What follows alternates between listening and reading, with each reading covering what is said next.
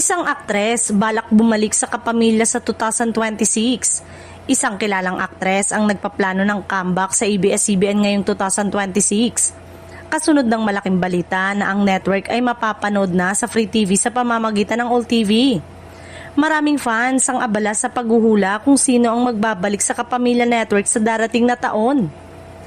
Ayon sa mga insider, matagal nang gustong makabalik ng aktres sa kanyang Kapamilya Home Network, lalo na't mas marami na ngayong nakakapanood ng ABS-CBN program dahil sa bagong free-to-air arrangement.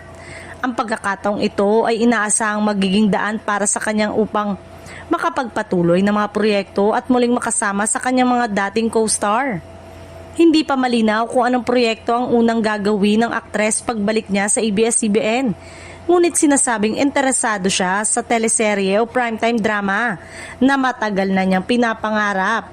Ang kanyang pagbabalik ay inaasahan ng maraming fans na magbibigay saya at excitement sa kapamilya viewers.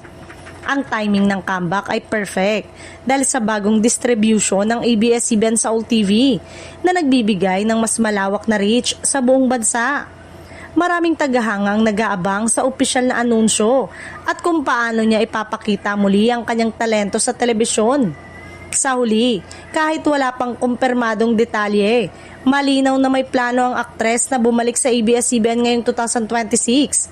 Tiyak na magiging usap-usapan ito sa showbiz community, lalo na sa mga loyal Kapamilya fans na sabik na makita ang kanyang return sa primetime at Free TV.